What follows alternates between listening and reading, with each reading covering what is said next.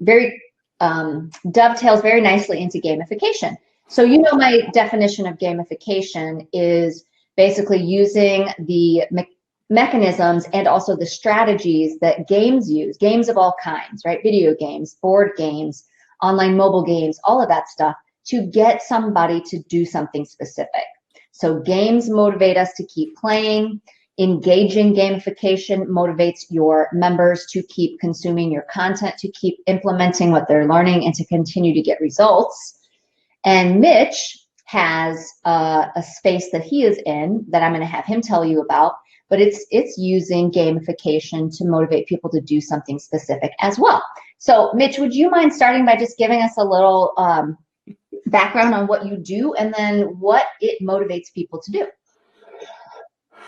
Everybody is familiar with what I do, but nobody really thinks about it in a business way, and that is contests, also known as sweepstakes, also known as giveaways, you know, several different ways of using the word. But the common definition or example maybe is like win a new car. You go to the mall and there's a car there and there's a little form you fill out. So you're giving up a little bit of your information in order to be eligible to win the thing. The key to business people like you and me is that we want people on our email list, or if you want to go to Facebook Messenger or text messaging, there are different mechanisms where you can get people's information, but the key is to get their information. I mean, you and I both know that you could have 1 million people coming to your website, and then within 10 seconds or 50 seconds, they bounce and they're gone. Yep. Off they go. So what you want to do is have some mechanism to get their attention. Typically, when I started 5, 6, 7 years ago in my other websites, I would put a pop-up and say, hey, join our newsletter, right?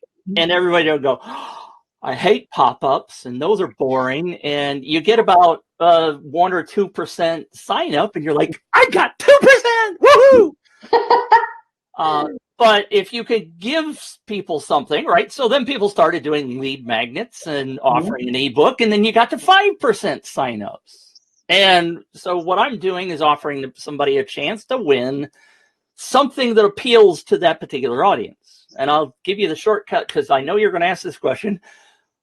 Well, why don't you just give away an iPhone or an iPad or something? Because that'll get lots of leads. We want people that are very interested in your particular product or service, right? Yeah. You want people who are interested in boosting their leads by doing gamification to figure out better ways of doing their memberships, their training, their business overall. So that's my, again, long-winded answer, but you definitely want to get people on your email list. And what I'm experiencing, for example, is about a 30% sign up. Wow. And so if you compare that to the 1 or 2% or 5% in the old ways, 30% is pretty significant. It's huge. That is so awesome. So the reason that I would be interested in doing a contest, and the reason that the people watching this would be interested in doing a contest, is because it is another way to bring people to your list, but at a much higher sign up list. So instead of people coming to your website and seeing a lead magnet and, like you said, maybe getting a 5% conversion rate, people are coming to your website or other landing page and seeing this contest offer that has directly appeals to them, and you're getting a 30% sign up rate. That's amazing. And what part of that is engagement, right? Yeah. Right in your wheelhouse of getting people engaged, because who doesn't want to win something? Yeah. You're getting people's blood pressure up as opposed to going, oh, I got another lead magnet ebook to read. People don't read those things, right? So yeah. All well, right. and it's really cool too, because like we were talking before we started sharing our screens, but anytime you can do something that's slightly different, then we had all kinds of conversations, didn't we? We always do. But anytime you can do something different than what everyone else is doing, right? And it's not that people aren't doing contests, because they are, but if you can do it in a way that makes sense for your audience, and if you can do it and maybe your closest competitors aren't doing it, that like you said, it gets people to pay attention, and it makes you stand out. And if you can also get a 30% conversion rate with that, that's amazing. So you're getting attention and you're getting conversions, right? Exactly. That's amazing. So because I think we all have a very traditional sense of what contests and sweepstakes are, like, fill out this card and send it in, or click here and you'll get a million emails that have nothing to do with what you're interested in. And so people don't want to do that anymore. Tell me why contests, the way that you do them, kind of breaks these misconceptions that we have. And maybe what are some of those misconceptions? Well, that's a 2-hour-long conversation right there. Top one or two then. Well, the most common, I think, is that contest leads don't buy, right? Yeah. I've heard so many times people say, people have told me. Key is that people have told me, right? Mm-hmm. You're listening to other people that probably haven't even tried it in the first place. Right. Or if they did try it, they did it wrong. As an example, a friend of mine, Jenna Apgar, she and I went through the process, and I kept beating her about the face and head and saying, look, you need to do some contests. And she's like, Mitch, I've tried contests, and contests don't work. Uh-huh. So I said, all right, let's for fun. She has her own web presence, and she does training and stuff for marketing. And I said, let's go through the process of creating a contest. Now, it took us about 2 hours, frankly, because A, I'm long-winded, but B, the key to contests and the reason they don't work is that people don't do the planning. Because the people that have the software, the Gleam and Viper and Upfire and all these different tools say, oh, you can create a contest in 5 minutes. Right. And if you don't put the thought, I mean, it's like doing a Facebook ad, right? You can throw a Facebook ad together in 5 minutes. Yeah. But if you don't plan it, figure out what the right offer is, all that kind of stuff, it's going to suck. Yeah. And frankly, that's work, even if the potential exists that it could work, if you don't spend the time creating it out, it won't work. Yeah. So we spent 2 hours. We live streamed the whole thing, and she at the end, she's like, Mitch, I get it. Now I understand why the contest that we did before didn't work. We did all kinds of planning, trying to figure out what the right offer was, which is the key, right? I mean, is it all right if I give you a quick example? Of course. A friend of mine approached me last January and said, look, I'm in the horse business, and I know my people buy all kinds of stuff on Amazon. So I want to run a contest, and I want to give a $200 Amazon gift card. Mm. And what did I say? I said, whoa. Hold on. Was that your attempt at a bad joke? No, it wasn't an attempt. It was a bad joke. Okay, carry on. But it also brings levity, right? I use this story in places where I'm really tense. Never mind. Me tense. Continue. But I can admire a good joke or a bad one. So, and thank you for recognizing it, by the way. I have done that multiple times, and people it just goes. Not me. So, but she says, well, look, all of my horse owners buy stuff on Amazon. And I said, but your horse owners also buy diapers and laundry soap and blah, blah, blah on Amazon. Mm-hmm. And so what she was going to do was to put her offer in front of a bazillion people, and she was going to get the wrong audience, right? I think you get the idea that that's the wrong audience. Yeah. So we crafted an offer where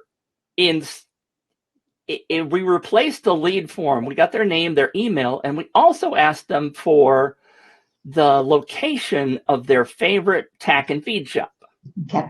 Now, suppose you come to the contest, Tama-Lea, and you see an Amazon gift card, and you go, okay, I'm interested in that. But then you read the details, and you get to the form, and it says, give me your local tack and feed shop. What are you going to do? Yeah, I don't even know what one would be. So you're probably going to do what? I'm gone. I'm not going to do anything about it. Poop. Yeah. So what we did was we also took the prize and made it be a $200 gift card for that tack and feed shop. Awesome. So what we've done is we've crafted an offer that's appealing to that specific audience. Yeah. And we've limited who's going to apply. So we're not getting a whole bunch of junk leads. We're getting people that are very interested in what the offer is. That is awesome. She got 623 leads. Wow. Now, a lot of people go, oh, well, I hear all the contest people say you can get 10,000 leads. Like, I don't care for 10,000 leads if they're not going to buy. Exactly. So it's not about the numbers. It's whether or not they really resonate with your offer. So to definitely confirm that, I have 2 different Facebook ads that I have run to bring people into my world, right? And one of them, it costs maybe about $3.23 per lead. So for every email, I'm basically paying, well, I am paying $3.23. I have another one. I have another one that brings people in at about $1.53 per lead. No, actually $1.23. So that's obviously a much better price. But I'm finding after gathering information from these leads after I get them that they aren't as attractive as leads because they're in a different space. They're not as far along the journey as I would like them to be in order to be in a place to buy from me. So although I have more of them and I have spent less money to get them, they are not the people who are going to buy. They are not the people who are most likely going to buy what I'm selling. So I would rather have 600 leads and even pay a little bit more for them than 10,000 that have nothing to do with what I'm selling. I mean, that makes sense. Yes, absolutely. Yeah. And good for you for recognizing that. Can I give you one more little tidbit of statistics? As long as you keep telling me that I'm really smart. I do know that I need to stroke your ego. Yes. By wearing your shirt and everything else. All right. Absolutely. Made my day. I've run approximately 50 contests that I have kept stats on, really crazy detailed stats. Okay. What do you think and those are photography gear, all kinds of different kinds of prizes. Okay. What do you think the cost per lead is, including the fee that I charge clients to run the campaign, plus the prizes and advertising or whatever? What do you think the cost per lead is that I'm averaging in those 50 contests? I have no idea. I really wouldn't have an idea. 35 cents. What? Yeah. Wow. And so what do you think? And so you attribute that to the fact that it's targeted, because that's one. I mean, I could talk till I'm blue in the face about target market. And in fact, I do sometimes to my students, and whatever.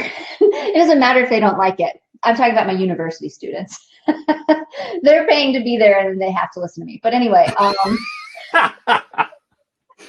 but they need to know how important the target market is. Exactly. But so that would be one reason. So what is it about the contest then do you think that makes those leads so affordable? Oh boy.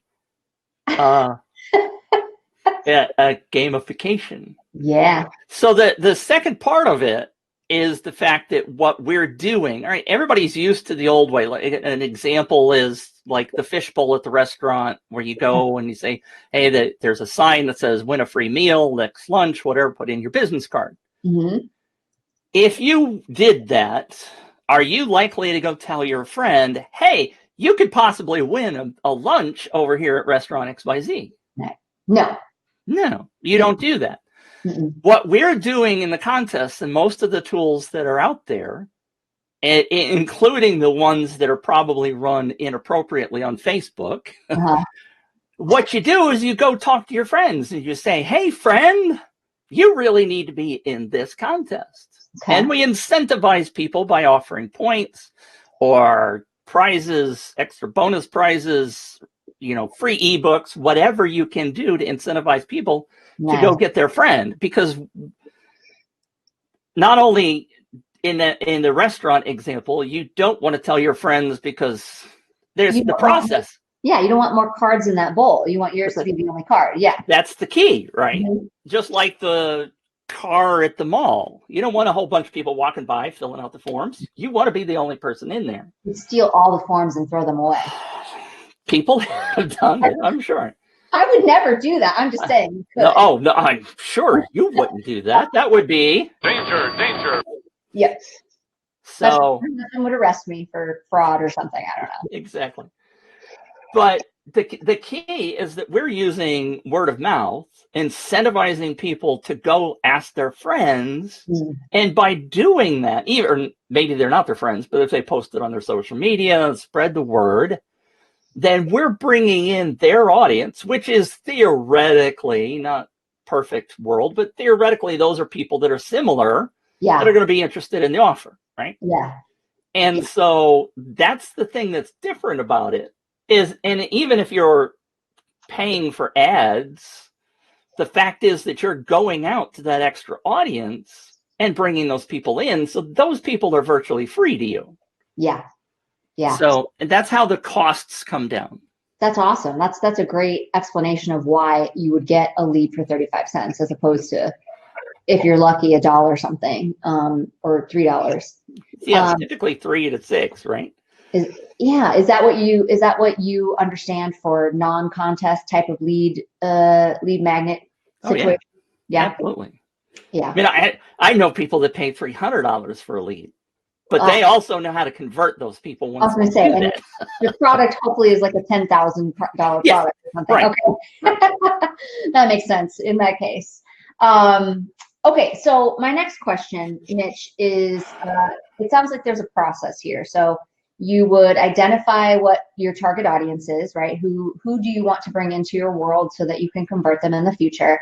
Number 2, create an offer that would be appealing to them and also let people who aren't your target audience kind of slip away, right? Like in the example of the tack and feed store. And then what happens from there? I don't know. Okay. And scene, the end. Okay. The end. Well, the process is very simple. You have it's a 2-page process in the campaign. Okay. The first page is the lead page.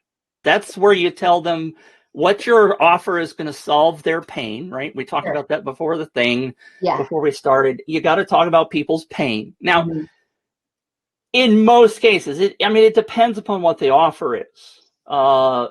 If you were doing the horse thing, there's not a whole lot of convincing to the horse owners because they know what the offer is, right? If you say $200 gift card to your local tack and feed shop, they get it. They understand what that is. I've had clients who are like you or me or other people who are maybe a consultant, and unless they're kind of top, I mean, if it was Tony Robbins, you'd go, hell yeah, I'll enter that, right? But if it's Tama-Lea offering a 2-hour consultation on gamification, no offense, but nobody knows you yet. Yeah, right? They'd have to think, well, and yeah, they'd have to think about it. They'd want to know more. Yeah, so even if they're exchanging time, even if it's free, they need to have a reason to choose you. If so what you Robbins, Right. So what you're doing is you're addressing their pain points. We go back to what we talked about before. You got to tell them what this is going to solve. You got to convince. I mean, it's basically a sales page, right? Yeah. Why they want to be in. So then you've got their information. So there's kind of two ways of doing the lead page.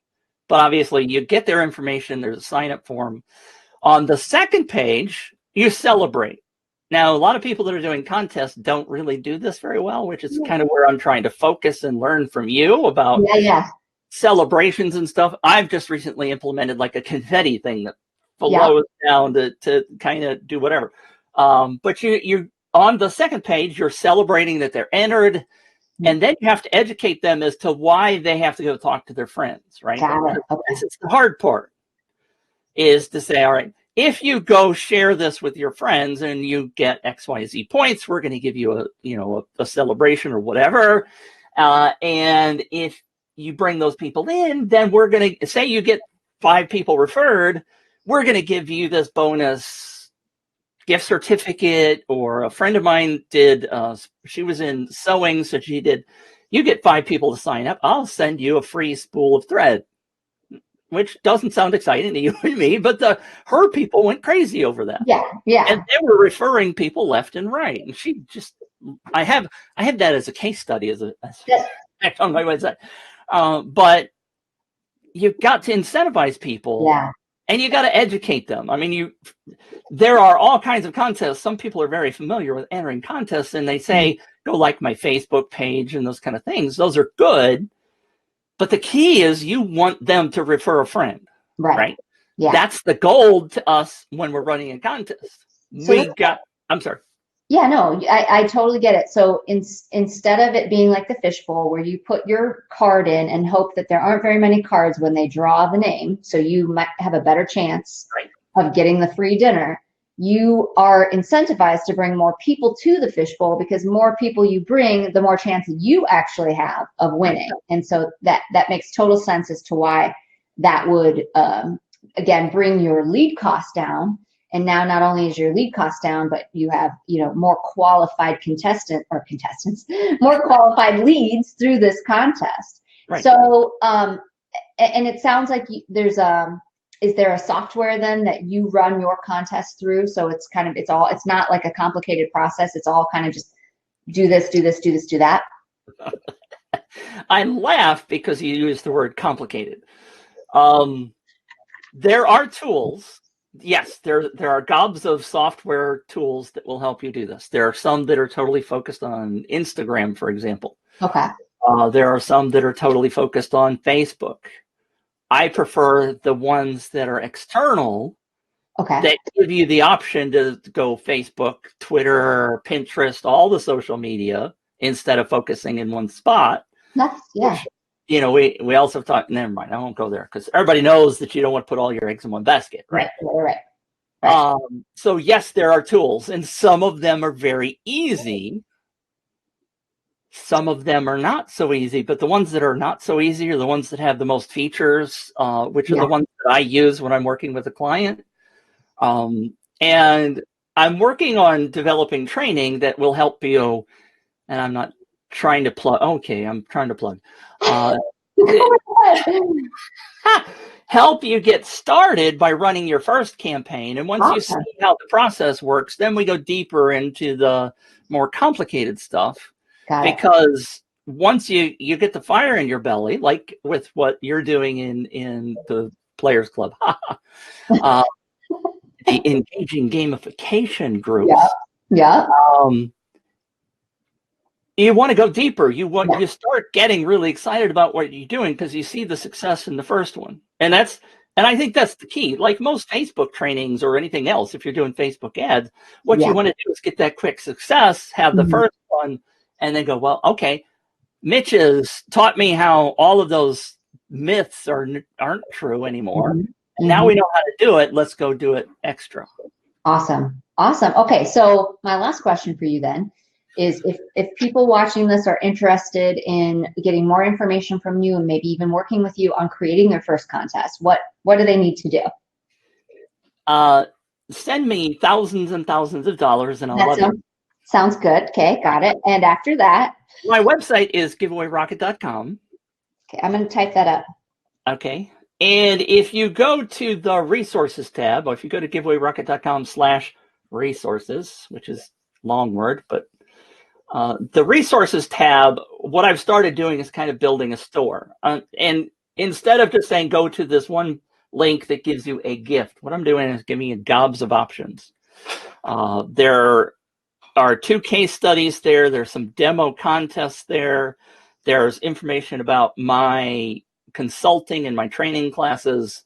All of the stuff is going to be in that one spot. And there's a couple that come up and look gray. So I haven't finished building those pieces yet, but I want people to have the ideas of what things are available. But there's all sorts of free stuff there that you can go find out more about what's going on. There's also a blog section, and you can go see what, it's all there. Giveawayrocket.com. Did I get it right? Yes, you did. Right? Okay. Giveawayrocket.com. Perfect. I need a rocket sound. Well, I can go do this one. 3, 2, 1, 0, and liftoff. That was perfect. I love it. Okay, so to wrap it up here, I thought it would be really awesome to bring Mitch to you today as part of the 31 Days of Halloween, because he has a trick, right? And today is a trick. Some days were treats and some days were surprises. Is that what it was? Trick, treat, and surprise. I had to look at my see, I've got mine right here. I follow along too, right? And his trick is using contests, which is a form of gamification, to getting leads at amazing prices and also getting qualified leads, right? So if you are interested in finding out more about what Mitch does and how he uses gamification to bring in leads at lower prices, go to giveawayrocket.com. And it sounds like he will give away some information. Good one. See? Nice. Okay. And then Nice. if you have questions, Mitch is obviously in the Players Club, so you can find him there as well. And also vote below on who you think had the worst joke of this video. So was it Mitch and his whoa when talking about horses, or was it the one I just said that I can't remember, but it was really hilarious. Okay, Mitch, thank you so much. I look forward to talking to you in the near future, if not certainly at Tribe Live 2020, yeah? Yeah, we'll be there. Hey? Take off. Okay. Thanks, guys. Thanks, Mitch. We'll see you soon, okay? Thanks for having me on.